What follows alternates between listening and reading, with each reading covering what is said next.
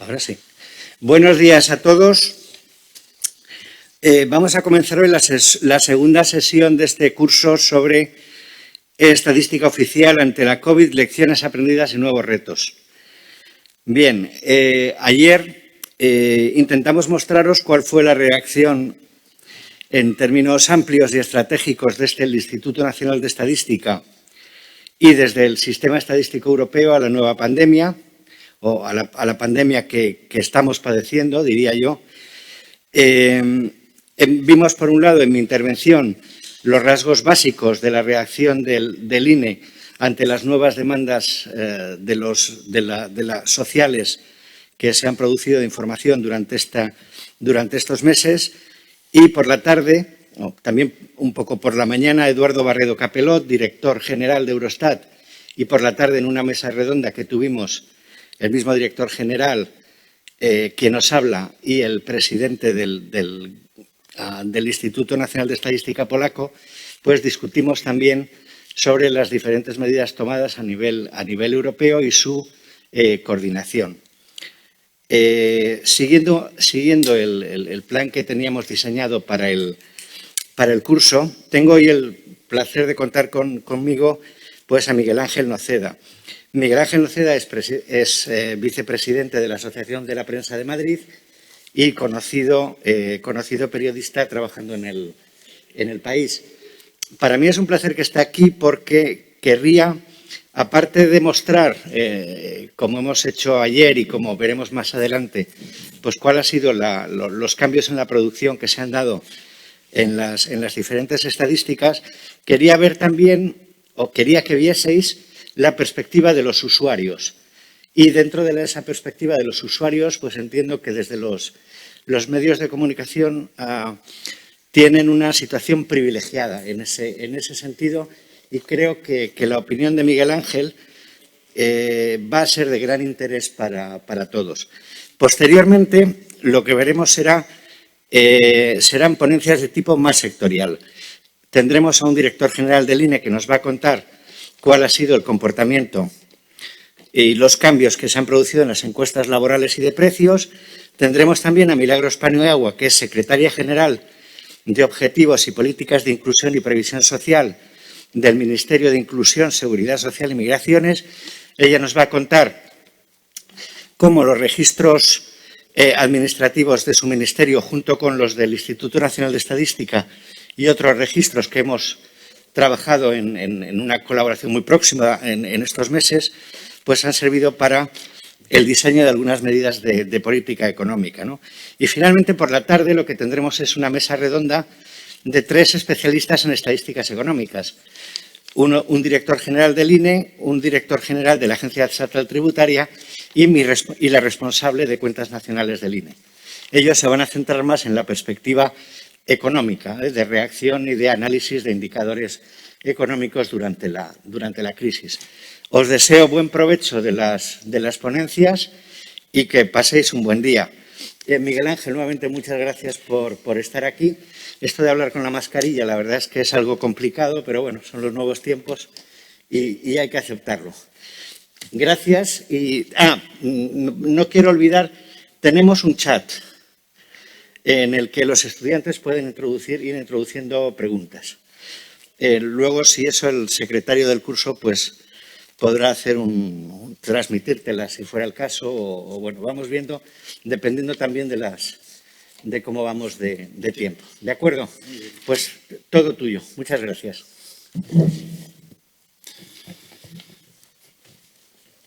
Bien, muchas gracias. Trataré de hacer lo más llevadero posible mi intervención. Yo estoy presente hoy. El hecho de pasar las vacaciones aquí en mi pueblo, en comillas, y me permite venir aquí al Palacio a hacer la ponencia. Cuando Juan Rodríguez Pou, el presidente del INE, me propuso intervenir en este seminario sobre estadística y los medios, pensé que para las fechas previstas en estos meses estos días de finales de agosto, pues todo estaría bastante calmado, con la pandemia en recesión y controlada, y todos menos alarmados. Creía en realidad que iba a tener que hablar en pasado, ¿no? De lo que había ocurrido con esta pandemia, pero la realidad nos ha conducido a que se tenga que hablar en presente. Y desafortunadamente muy alarmados por la evolución que está teniendo la pandemia.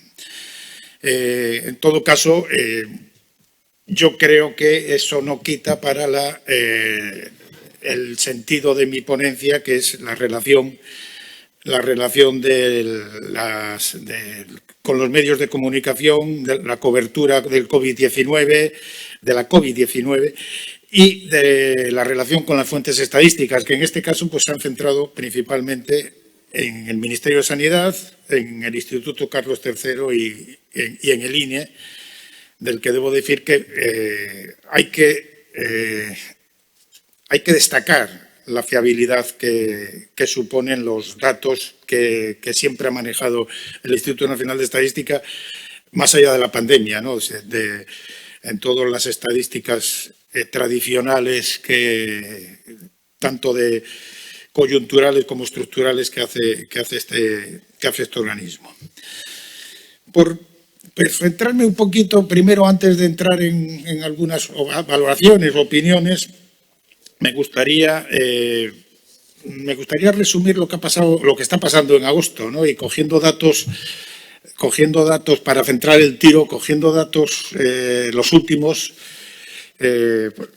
por ejemplo, los que dio El País el domingo y lo que están dando prácticamente todos los medios, recoge que los casos diarios se han multiplicado por 10, que había 400 en junio, 2.000 en julio y ahora se superan los 6.000, que los ingresos en hospitales han crecido exponencialmente, doblándose cada 10 días, que esta segunda ola es general, internacional, pero que en España va a la cabeza, 100 casos por millón de habitantes, según la Universidad de Oxford.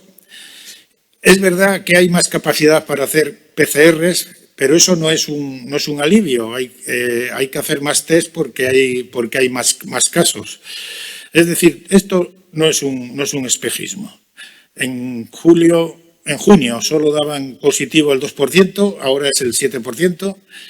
La prueba clave es que los hospitalizados aumentan considerablemente y las cifras se sabe que se dan por parte de Sanidad y son datos seguramente incompletos. Nunca en los medios de comunicación sabemos, tenemos por seguridad que son completos, sabemos que son incompletos, pero eso no supone que la tendencia sea negativa y preocupante.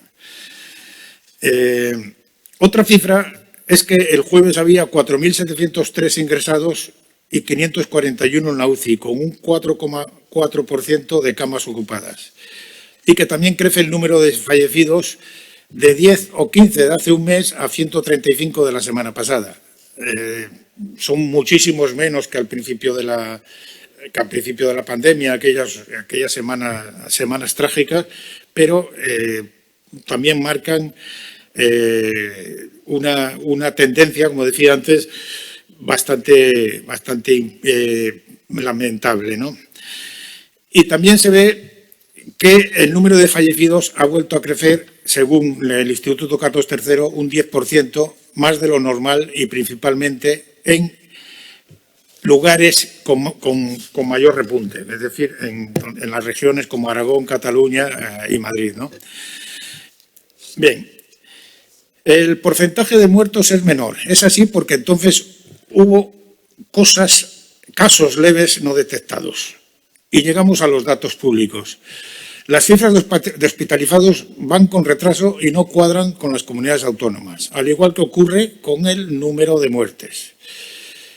Esta controversia ha sido una constante. Hay quien sostiene que se usan datos del siglo pasado en una pandemia del siglo XXI para criticar la actual situación. Que la información del Centro de Coordinación de Alertas y Emergencias Sanitarias, el CAES, sigue siendo lenta, escasa y nada accesible, lo que impide conocer las muertes de las últimas quincenas o los hospitalizados de los últimos meses con exactitud.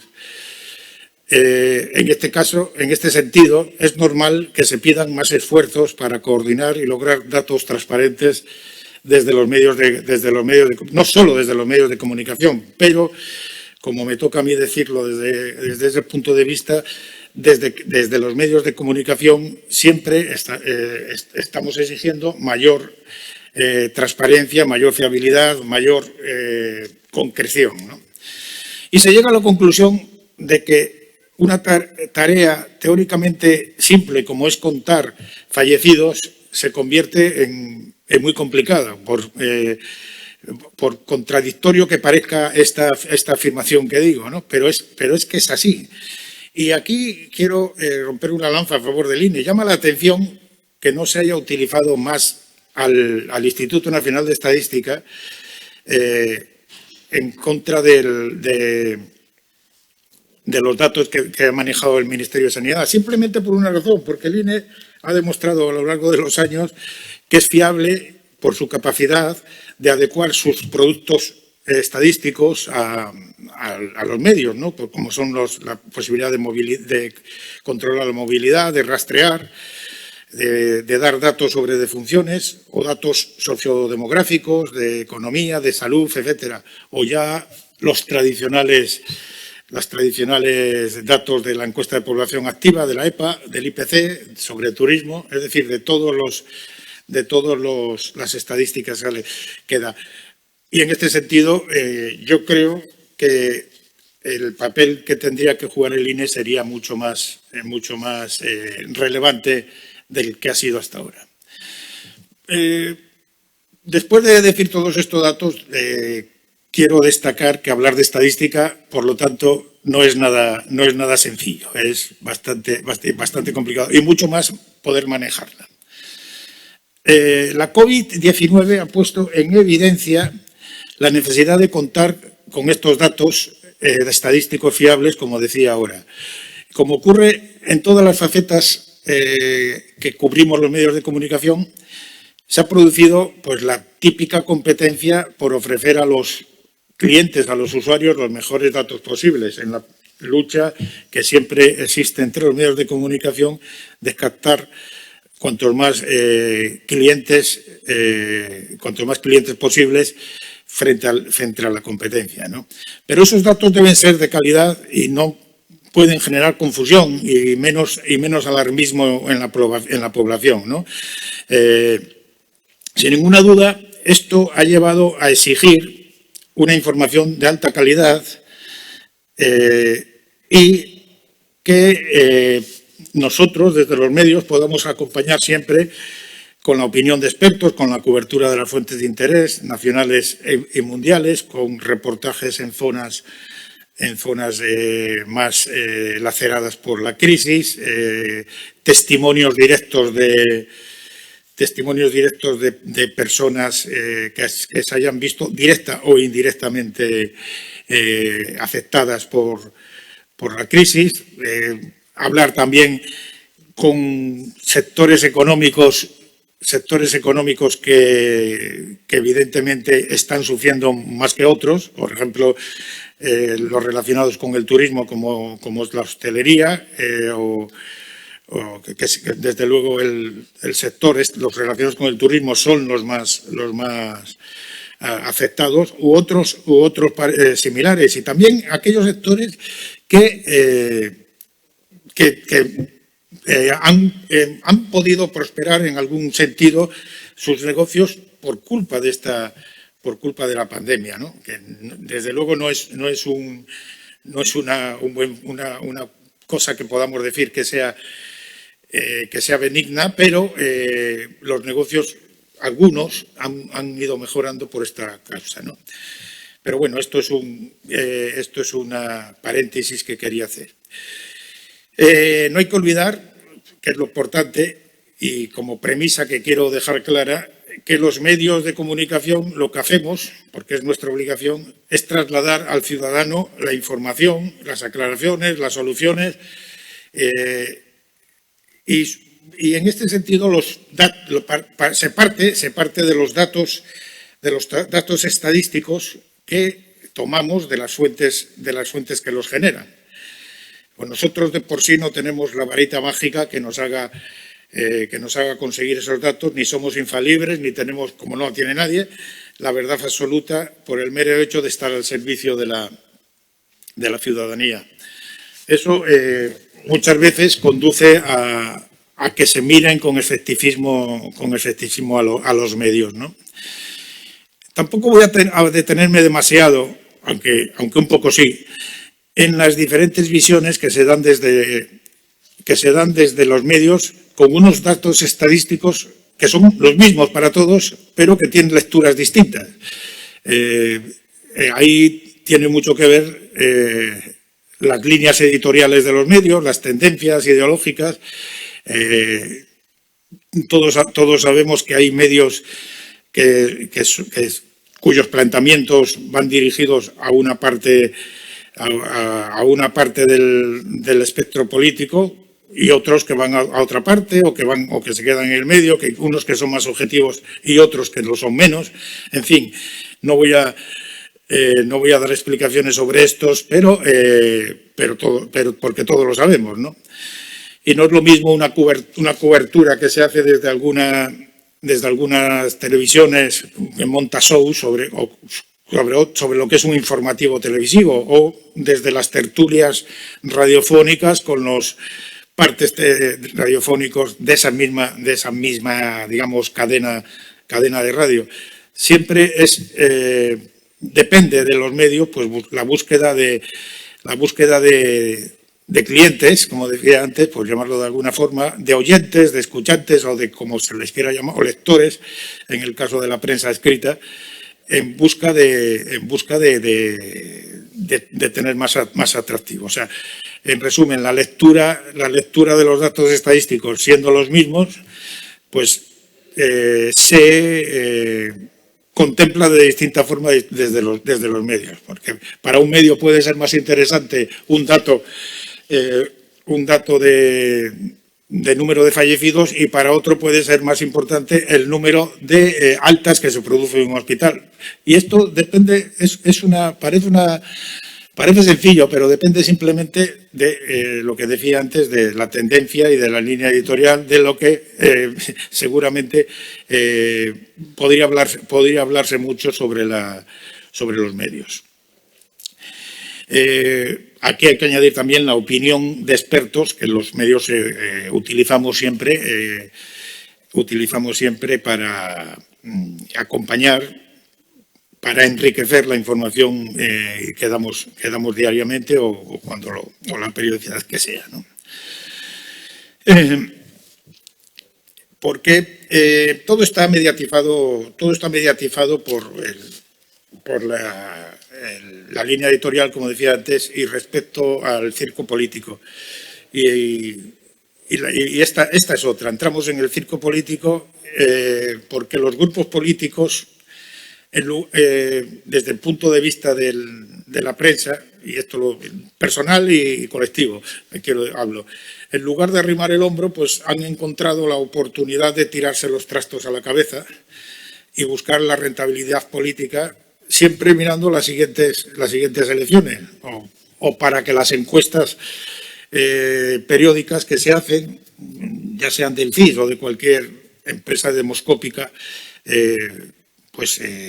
tengan el reflejo de sus reacciones, ¿no? Y eso a los medios nos obliga también a contarlo y a estar al cabo de la calle de lo que ocurre en el Parlamento y en lo que ocurre en los partidos políticos, y claro, hay para todo. En ese encuadre hay que situar lo que llamaba antes lecturas de los datos, ¿no?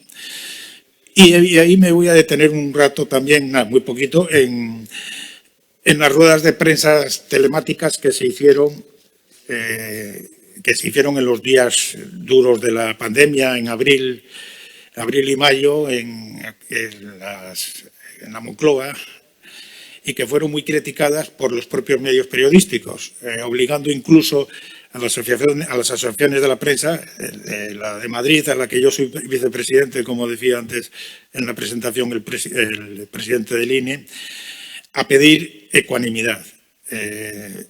Se produjo una especie de efecto perverso porque lo que trataba de ser buscar la pluralidad, de que todos los medios pudieran preguntar, pues se convirtió en que algunos medios quedaban marginados de alguna forma. En fin, afortunadamente se rectificó a tiempo y luego finalmente se pudieron hacer unas ruedas de prensa bastante ecuánimes desde mi punto de vista, ¿no? Empezando mal, pero es de sabio rectificar y se hizo bien. Y luego también quiero destacar aquí las críticas que se hicieron al responsable de protagonizarlas, que se ha convertido en uno de los personajes más destacados de estos meses, el doctor Fernando Simón, que ha generado controversias desde algunos partidos y medios adyacentes con vituperios e incluso acusaciones de no dar la información real y sí manipulada, cosa que yo creo que es bastante exagerada. También, y acabo con el capítulo político, las intervenciones que se produjeron en el Congreso de los Diputados, en la que el ministro Illa recibió serias críticas desde la bancada de la derecha por el mero hecho de ser del Gobierno. Yo creo que el ministro Illa ha hecho muy bien en no entrar al trapo de la mayoría de las veces mientras le lanzaban dardos envenenados, ¿no?, y malintencionados. Por eso digo que desde mi punto de vista los medios nos equivocamos si entramos en estas peleas y olvidamos lo esencial de nuestra misión, que es la información imparcial y veraz. Lo demás es opinión. En lo que yo conozco, en el periódico, en el trabajo, que estoy en El País, y quiero subrayar que en esta no he sido protagonista de esta información. La información la hacen unos compañeros, desde mi punto, bastante acertados en la información que dan, que es un equipo de seguimiento que ha hecho una información muy pormenorizada y abundante, con unos especialistas en estadística, y decía que en lo que yo conozco lo importante es olvidarse de los personalismos y tal. De todos los modos, quiero decir aquí que se ha puesto de moda, no, de todos modos no sé, se ha puesto de moda lo que llaman el periodismo de datos. El periodismo de datos no es un invento de los últimos años. Los datos existen de toda la vida. Y el periodismo, los periodistas siempre bebemos de los datos. No se puede hacer una información, sobre todo económica, que es lo que yo he hecho toda la vida, no se puede hacer una información sin datos. Y ahora, como es llamar periodismo de datos, hacer seguimiento de los datos, pues se pone de moda hablar de periodismo de datos. Pero como digo, la EPA o los datos del IPC o el turismo, o los datos de turismo, esos son datos, y los periódicos siempre hemos dado esa información en su desarrollo durante toda la vida. No es otra cosa es, y esto hay que destacarlo, otra cosa es que en los medios se tengan a especialistas en estadística o en especialistas en datos que sepan leer esos datos, que sepan valorarlos y que los sepan encuadrar y publicar y darle esto. Y eso es lo que yo hablaba antes cuando me refería al equipo que tienen que tienen ahora la mayor parte de los periódicos para dar esa información, que es verdad que se ha reforzado, que se texto, porque no hay más remedio que reforzarlo ante una situación de pandemia como la que ha ocurrido. Esto es lo que realmente interesa a los medios, en lo que debemos de poner el acento, los datos estadísticos y la fiabilidad que da a los medios de información que se ofrecen esos datos. Durante el dato más, ahí quiero destacar que, por ejemplo, durante el dato más alto de la pandemia se produjo una controversia sobre la cifra oficial de muertes y la que realmente se había producido. La cifra oficial hablaba de 28.000 y pico muertos. Yo no sé si ahora hemos llegado a 29.000 oficialmente, y luego hubo informaciones que salieron que realmente se acercaba a más de 45.000. ¿Qué fue lo que ocurrió? ¿Quién tenía razón? Pues vistos y analizados los datos parece que no hay tanta controversia, porque la diferencia entre los 28 y los 45, como hemos tratado de explicar en los periódicos, porque claro, esa diferencia lleva a los medios a preguntarse por qué ha pasado, pues parece que es la diferencia que los 28.000 sobre los que se había hecho test, y sobre el resto no se puede decir que sean todos según ha explicado en alguna ocasión el Instituto Nacional de Estadística, no se puede decir que sean todos de la COVID-19, porque es la diferencia que hay sobre la media de otros años. Entonces, algunos serán de la COVID y otros seguramente no. Por lo tanto, no parece que haya tanta controversia entre unos y otros datos, pero seguramente ni serán 28.000 ni serán 45.000, y habrá que saber cuál es eso que yo creo que nunca se va a saber. Por eso decía antes que una tarea tan simple como contar fallecidos se convierte en muy complicada, ¿no? Tradicionalmente las defunciones, que es uno de los temas que más mima el INE, y recoge las estadísticas de movimientos naturales de población, ¿no?, de funciones, nacimientos y matrimonios, y las causas de muerte de acuerdo a parámetros de la Organización Mundial de la Salud. Sin embargo, suelen ir con mucho retraso, y aquí el papel de los medios de comunicación es preguntar por qué se produce con tanto retraso y por qué no se hace lo posible para que no vaya con tanto retraso. Según la información de la que dispongo, los datos de 2019 no se sabrán hasta diciembre de 2020, lo que quiere decir que si se sigue así, hasta diciembre de 2021 no saldrían los datos de la pandemia con exactitud, ¿no?, del INE. También dispongo de información de que se están haciendo esfuerzos para reducir ese gap, esa diferencia tan grande de tiempo, para dar las informaciones más rápido. Además, el Instituto de Salud Carlos III publica diariamente el número de muertos, y el Ministerio de Sanidad, sin embargo, nunca ha dado esa información, lo que se llega a la conclusión, lo decía yo al principio, de que se tenía que haber centralizado más en el INE o en el Instituto de Carlos III, para dar más credibilidad a esos datos y evitar algunas críticas, desde mi punto de vista, lógicas y normales. ¿Por qué se tarda tanto? No sé si se debe a que las estadísticas beben de los boletines estadísticos de defunciones, de certificados médicos, de muertes violentas, en fin, de un montón de cosas que emite el registro civil, pero que no están todos informatizados, lo cual también hace que sea incompleto y que se vuelva a subrayar la necesidad de mejorar todo esto. Estas deficiencias, igual que lo contrario, no igual que las virtudes, se ven cuando ocurren casos como pandemias como esta o casos excepcionales como ha ocurrido ahora, ¿no?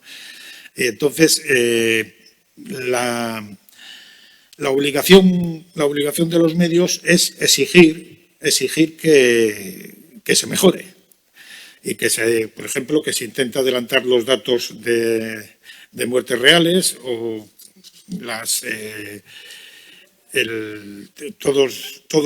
incidencia que puedan tener esos datos en la economía, si es así, dentro en los datos que aparecen en el IPC. En la EPA ya lo hemos visto, los últimos datos que han salido sobre el desempleo, pues se refleja bastante la incidencia muchísimo la incidencia de la pandemia, ¿no? Yo creo que ya voy terminando, porque quiero terminar subrayando lo que piden los medios de comunicación, las empresas de comunicación. Decía que era normal y lógico que se pide que se agilice y que se aclaren los datos. Hablar de lo que han hecho tanto el Ministerio de Sanidad como el Instituto San Carlos como el INE.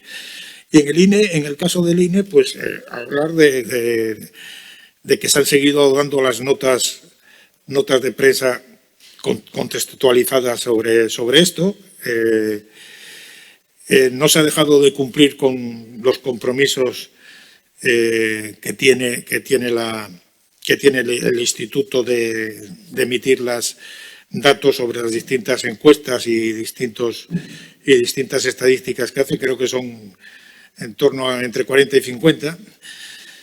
Se ha creado una página web de información estadística para los análisis del impacto de la crisis, lo cual ayuda mucho a los medios para llegar a tomar conclusiones y para poder dar la información. Pero en cualquier caso, discutir la cifra de muertos y de hospitalizados y gente que está en las UCI y tal, pues no deja de ser un ejercicio que nosotros tenemos que hacer, ¿no? Y lo que también, para terminar, quería decir que, aparte de destacar el papel del INE, pues el papel también que ha jugado el Instituto San Carlos y los medios, el Ministerio de Sanidad y sobre todo los medios de comunicación en la información que se ha dado, y que yo creo honestamente, con todas las críticas que se pueden hacer a los medios y lo que he dicho antes de que cada uno, que a veces se dan informaciones sesgadas o parciales, dependiendo un poco de la línea editorial, de eso no lo vamos a negar, y también, que no se me olvide, de que muchas veces cometemos errores y erratas en la información. Quiero destacar el papel de los medios de comunicación. Y no lo destaco yo, sino hay una encuesta que no me vais a perdonar porque no me acuerdo de quién era, pero decía, publicada en algunos medios, que decía que el 41,5% de los ciudadanos españoles cree que el trabajo de la prensa es positivo.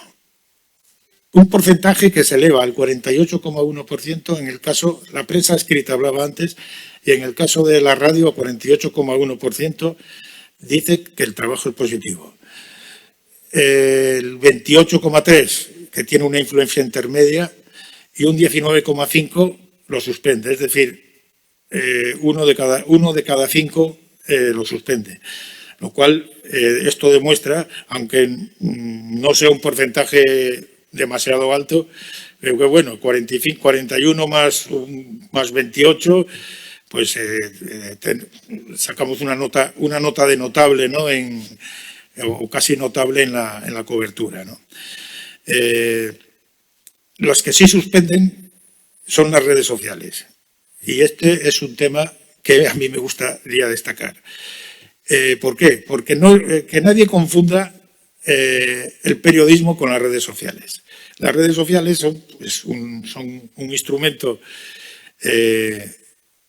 que se utiliza y es bueno que se utilice porque mejora las relaciones, las comunicaciones, etcétera, pero que es pernicioso porque se llega al abuso. Pasar del uso al abuso es muy pernicioso. Y entonces, ese abuso de las redes sociales lo que supone es que la gente esté desinformada, cuando los medios de comunicación sí tratamos de hacer una información, como decía antes, fiable, veraz y que no cree confusión. Y nada más, ahora estoy a disposición de las preguntas que se me puedan hacer y que yo pueda contestar, claro. Muchísimas gracias por la atención. Muchísimas gracias, Miguel Ángel, por esta estimulante charla, que era sinceramente, lo que yo tenía pensado para el curso y como no podía ser de otra manera, pues lo has cumplido con creces, ¿no? No sé si tenemos alguna pregunta. No tenemos. Bueno, ese chat no sé yo si... Eso quiere decir que les he convencido o que no les ha interesado. Okay. Cualquiera de las dos cosas. Cualquiera de las dos cosas, ¿no? Bueno, pues a lo que comentas o a las demandas que has hecho, a mí me parecen perfectamente razonables. Yo creo que, en primer lugar, el Instituto Nacional de Estadística es un instrumento que está a disposición de los usuarios, tanto institucionales como privados, y nosotros respondemos a esas demandas. Nuestra posición en esta crisis es la que se nos ha querido conferir. Por supuesto, estamos abiertos a otras fórmulas de colaboración porque nuestra misión fundamental es esa, ¿no? Servir a los usuarios para proveer información estadística, tanto a nivel, insisto, institucional como a nivel privado, a nivel del público en general, ¿no? Dicho lo cual, también es verdad que esta ha sido una situación. A mí hace poco me lo comentaba mi responsable de estadísticas sociodemográficas, que es quien se encarga de estas dos estadísticas que tú comentabas, el movimiento natural de población, bueno, y causas de muerte está en otra subdirección general, pero me lo comentaban ambos, ¿no? Que estas estadísticas, cuando la situación es normal, no tienen demasiada demanda. Son estadísticas que se van haciendo y que, bueno, se han hecho, es verdad, con unos medios, como tú bien has comentado, ¿no? Recurriendo a la información de los registros civiles. Hay que tener en cuenta que, aunque ya esa información está informatizada en un porcentaje bastante alto, hay todavía registros civiles que no están informatizados. Bien, todo eso en tiempos normales lleva unos plazos. ¿Qué ha pasado ahora? Bueno, pues lo que todos sabemos, ¿no? Que ha habido una crisis sanitaria muy importante, que ha generado problemas de congestiones también y que justamente pues esas congestiones han hecho que muchos de estos procesos se hayan dilatado y claro que al mismo tiempo se ha puesto el foco en ellos, ¿no? Nosotros desde el Instituto Nacional de Estadística, bueno, yo ya he dado instrucciones para que ambas operaciones se adelanten lo más posible con los métodos tradicionales y es más, estamos tomando desde el INE algunas iniciativas para transformar el proceso digamos, de lectura y de utilización de los datos. Estas iniciativas todavía no están, estamos trabajando en ellas, puedo decir, a marchas forzadas, porque querríamos implantar un nuevo sistema de producción de estas estadísticas para el final de año, si puede ser antes, pero es un tema complejo, hay diferentes agentes envueltos en este proceso y estamos liderando esta iniciativa, pero todavía no puedo ser más concreto porque hay, insisto, diferentes agentes y confiamos en su respuesta favorable y en que podamos introducir un nuevo sistema de contabilización, tanto de lo que son las muertes, lo que es el movimiento natural de población, como la estadística de causas de muerte. Sí que es verdad, insisto, que son estadísticas aparentemente muy sencillas, pero que son muy complejas, muy complejas. El esfuerzo de dar, por ejemplo, datos de mortalidad diaria es, dada la situación actual y dado el sistema de cuenteo que tenemos y las fuentes de información, es algo delicado. Los marcos o las ventanas sobre las que estamos mirando esa información no son muy estables y, por lo tanto, es comprensible desde un punto de vista estadístico que se produzcan variaciones o revisiones de fechas dentro, por ejemplo, de los datos de una semana, ¿no? Bien, todo eso, insisto, y estoy completamente de acuerdo, debería ser un proceso transparente y comprensible por los usuarios.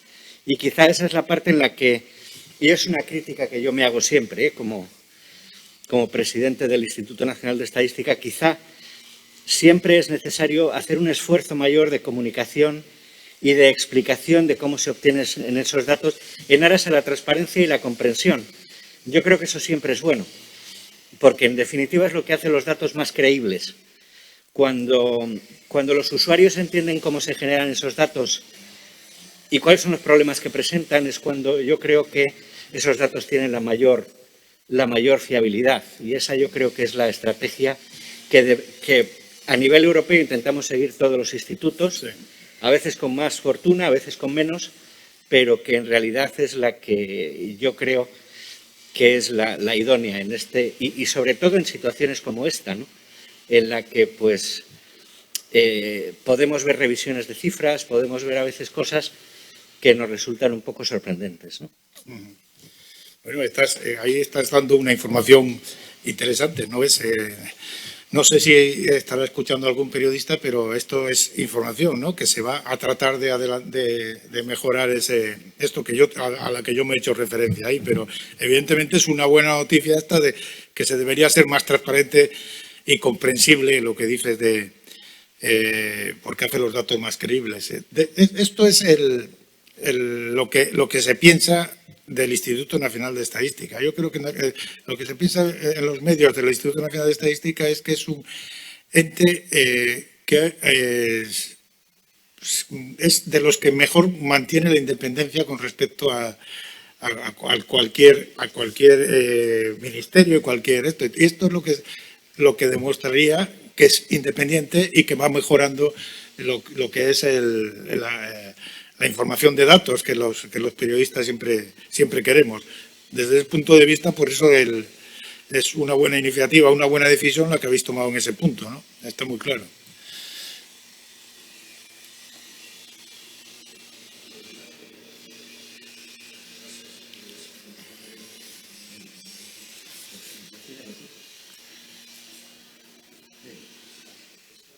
Bueno, no sé si es privada.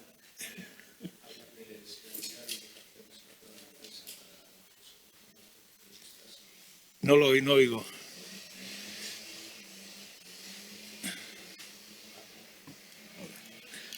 Sí, tenemos aquí una pregunta, una cuestión que están realizando pues, uno de los alumnos. Pregunta si en las ruedas de prensa había limitaciones de acceso para los medios, a las mismas, y si se preparaban las preguntas para que de alguna manera se realizaran de una manera espontánea. ¿No? En las ruedas de prensa, en las que se hicieron en la Moncloa, vamos a ver, sí, según como lo quieras mirar, limitaciones no había porque en una misma rueda de prensa no podían preguntar todos los medios cuando es presencial, ¿no? Que levantas la mano o tal, estas cosas. Entonces lo que se hacía era una selección previa, pues cada día de medios distintos, claro, no todo era lo mismo. Se hacía una selección previa de unos 9 o 10 9 o 10 medios de distintos formatos, es decir, prensa escrita, radio, televisión y de toda España. Entonces, lo que se trataba era de buscar la mayor pluralidad. ¿Por qué protestamos las asociaciones de la prensa al principio? Porque esa pluralidad de la que estoy hablando no se producía y ahí es donde sí había alguna limitación, porque se escogían medios bastante marginales o medios poco generalistas o medios más cercanos a la política del gobierno, pero como digo, eso duró muy poco, eso se rectificó rápidamente y a partir de ahí, pues todos los días, es verdad que no podían ser más de 9 o 10 o como mucho 12, vamos, me parece que recordar, los que entraban en las ruedas de prensa. En cualquier caso, esos 10 o 12, cuando se ven las ruedas de prensa presenciales de los consejos de ministros, tampoco hay muchas más preguntas de 10 o 12, es decir, que muchos pueden estar levantando la mano y al final se quedan sin preguntar porque el tiempo es limitado y porque también muchas veces pues, el moderador pues, elige eso. Y lo principal en las ruedas de prensa presenciales es el primero que levanta la mano, el primero que pregunta y luego va por orden, ¿no? Y entonces la limitación es el tiempo. Y en los no presenciales, pues en este caso se escogían un día a un número determinado de medios, al día siguiente a otros y se iba Por lo tanto, limitaciones en el sentido estricto de la palabra no se producían, no se han producido.